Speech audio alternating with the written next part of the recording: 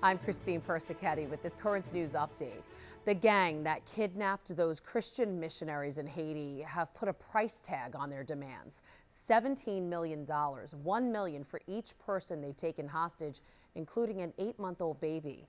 We spoke with a Catholic priest who lives in Haiti about the danger everyone faces there because of the gangs. And because of that danger, we're keeping his identity hidden.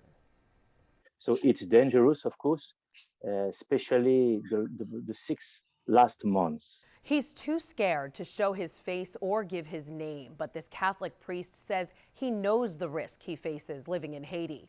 But he says because of the gangs, particularly in and around Port-au-Prince, it's not a risk missionaries should take, especially those with women and children. My first reaction when I heard about this is say, well, they are crazy to come with children like this and women. It was my first reaction. Now it's too dangerous in Haiti. I am a little crazy too, but I am here since 12 years. I'm alone. I have no family. I am Catholic priest. I never go in this place where they were kidnapped. Never. I will never go. It's safe in case of emergency. It's too dangerous. A source in Haiti's security forces confirms the group of 12 adults and 5 children from Christian aid ministries based in Ohio were kidnapped on the outskirts of the nation's capital. The missionaries were taken by the 400 Mowozo gang after visiting an orphanage. That gang and others have terrorized Haiti for years. Haitian has kidnapping surge that has increased by 300%. The gang now demanding $17 million in ransom, but the priest we spoke with warns any fundraisers should be kept quiet. There is some Christian churches in America who are beginning to make fundraising to have money. I think it's a very bad publicity to say this on internet because these guys, they will see this and they will increase the amount, you understand? The Bishop designate of Brooklyn, Bishop Robert Brennan, is deeply distressed to hear about the kidnapping.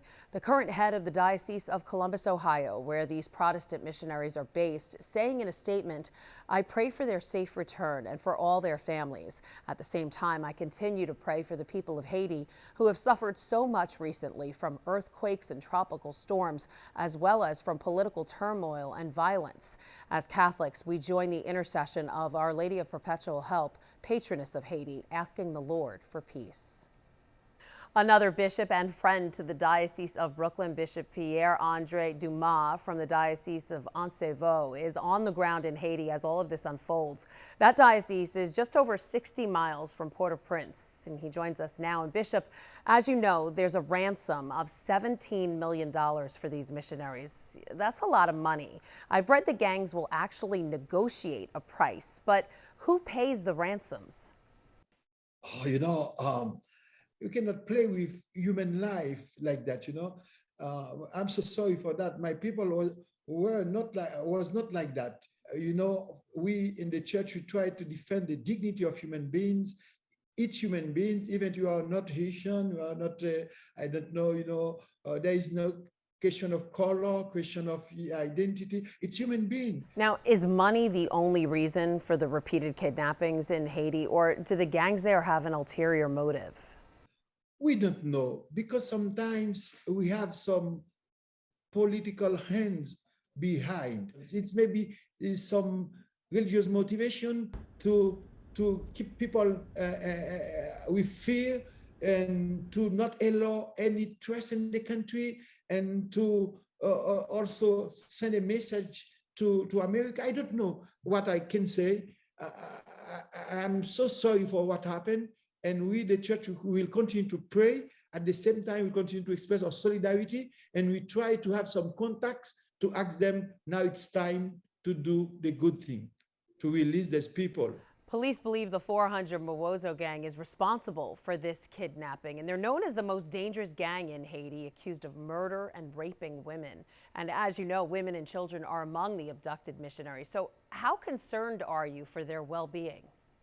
I have a lot of concerns because children, they are, innocent people, and children also, they accepted to come with their parents for mission, for life, for charity, for solidarity with Haitian people, with the kids in the country, and also women.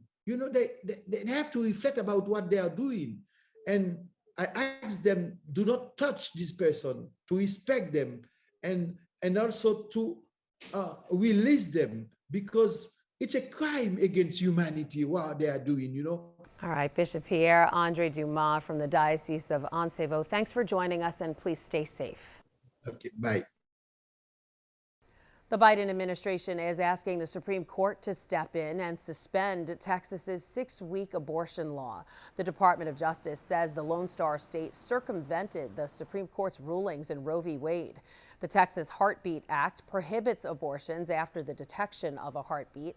Back in September, the High Court declined to block the law in a 5-4 decision. New York City's Board of Health joining a growing list of state and local governments calling racism a public health crisis. The board passing the resolution on Monday, calling on the city's Department of Health and Mental Hygiene to take steps that include reviewing the city's health code for structural racism and then making any needed changes.